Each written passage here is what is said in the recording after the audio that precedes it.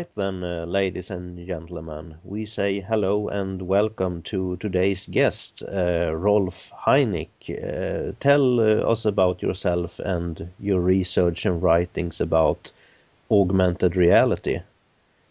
Well, I've been doing the first work on augmented reality in 1993 when I figured out some concepts and yeah, I started a symposium about it in 1994, and then well, until about 2005, I did not do so much in this field. I lost a bit of contact and saw then that the development had just not taken much of progress except of military applications and so.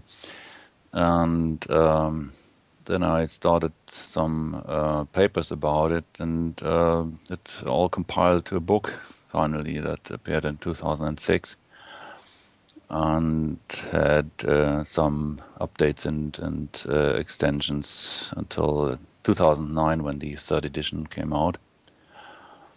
Well, that's about my work on augmented reality so far.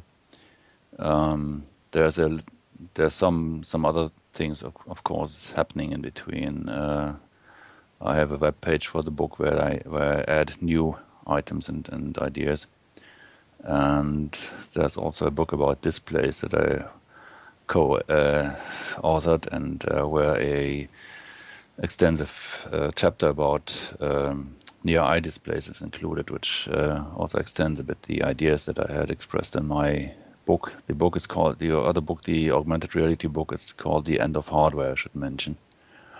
And tell us about the title. Why you chosen that title? Just for those not. Well, the working title was originally virtual devices, because augmented reality could simulate many kinds of devices that you normally use in physical presence, and but virtual devices was a bit used for anything. When I researched that, and so I decided to. Well, I don't know exactly why I came to the end of hardware, but it's simply because augmented reality can replace a lot of hardware that we currently use. It can replace many bulky, huge hardware setups that we are still used to, like TVs, for example, and many others. And even keyboards and things like that. Well, yes, I think there will be some physical devices will be present still then. I think tactile feedback with keyboards, and so you will still, I think, probably use some keyboards quite into the future, and other things that are just giving you some sort of feedback. But I think displays and display-like arrangement will be first replaced by augmented reality applications. Now, augmented reality have been getting a lot of media attention lately after Google launched its Google Glass product. However, after listening to some reviews of Google Glass, I noticed that they haven't solved some fundamental problems with augmented reality that you addressed in your book, The End of Hardware. First of all, there is no automatic adjustment to the eye's focus. Because of that, Google have, or what I heard, recommended limited use of the glasses because of potential eye strain problems. Tell us about your suggested solution to this problem and how far away this technology is from being a mass market product. Well, this is a bit mixed in this question. The product is likely to become a mass market product. That's something different from the question what it has to do with augmented reality. Basically, it is a near-eye display with some sort of user interface for, as far as I've seen, finger gestures to the frame of that thing, and so it basically replaces the screen of your smartphone.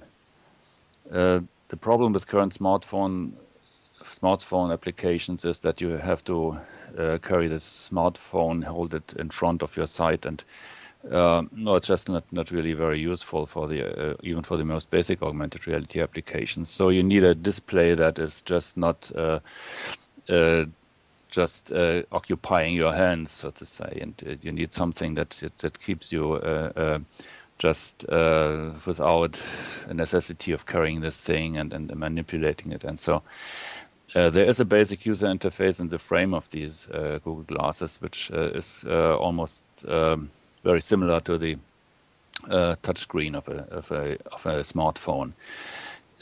What it basically does, it mirrors a little image into your sight, occupies not much field of view, has not a huge resolution. It is actually less than a single resolution display, but that doesn't matter because it's very small.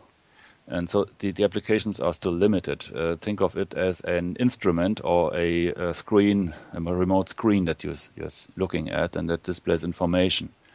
And so I think also this question about focusing the display is not really so important, because a car instrument like a speed meter in your car. So you look at that if you want to know your speed, and you look outside again. And so I think that this is not too eye straining. It depends on what you are using it for. But if we would use a similar technology for, let's say, video or something, then you have to have another solution for because of eye strain. Well, yeah, watching a movie on that is not really so pleasant, I think. It's more like looking at news or other information, or at your email or something like that. Tell us about this eye tracker that you had that you suggested. And Well, it doesn't make a big sense with a Google Glass, because the Google Glass's display has a very small angle that it occupies. So it's very difficult to use an eye tracker just for what normally the eye tracker is mostly used for, is eye pointing. You look at something and the device knows where you're looking at. So it's difficult to just separate where you're looking at such a small display.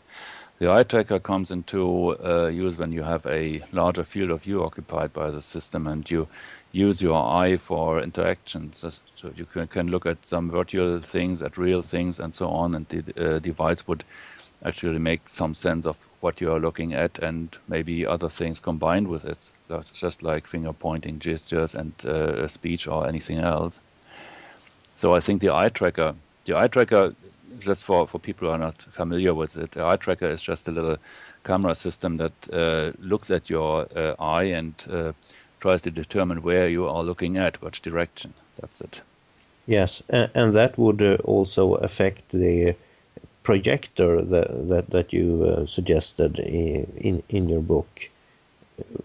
Well, you have to make up some construction that combines a near eye display or projector and or what you're using for displaying the pictures with an eye tracker, which is some kind of an optical problem to combine this into one device. And this would solve the eye strain problem if there was. Well, eye strain is a complex problem that is connected to distortion, to wrong focus, and anything like that. The focus is very important if you are just doing lots of work with this device.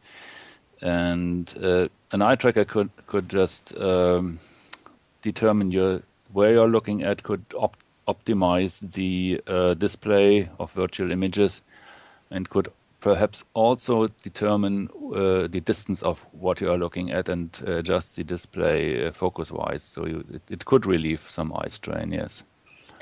And is how expensive and big would such a technology be today? How An eye tracker?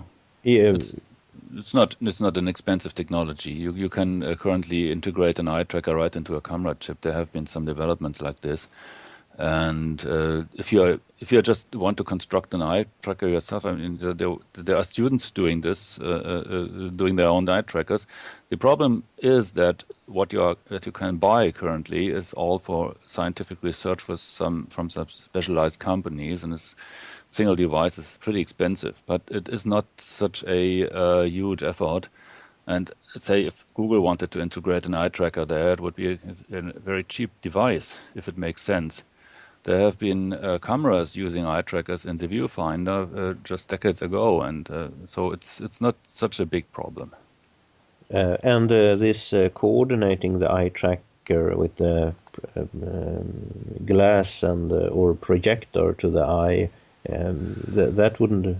Yeah, that requires some kind of extensive geometry transformations and math and things and calibrations and so it's not really so easy to properly align the eye tracker data with the displayed image data. This is something that needs quite some software development.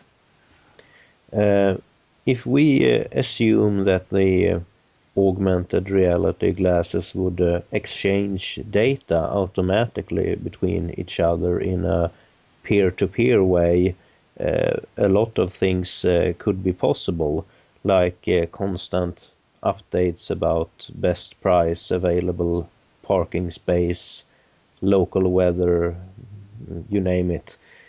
Do you think it's possible to have this kind of exchange between augmented reality glasses without sacrificing a person's privacy? Could you make this exchange anonymous enough? Well, some of this has already been implemented in smartphones. You can exchange photos with your friends by Bluetooth or something else. This is something you control piece by piece, and it's not really so likely to intrude your privacy. Other things that I just mentioned in my book are just like, let me give one example. Car driving in front of you, and there's a bend in the road, and you could perhaps receive image data from that car or from the user of that car, what's happening up there, and your own augmented reality device could just give you a direct sight, a properly adjusted perspective just behind an obstacle.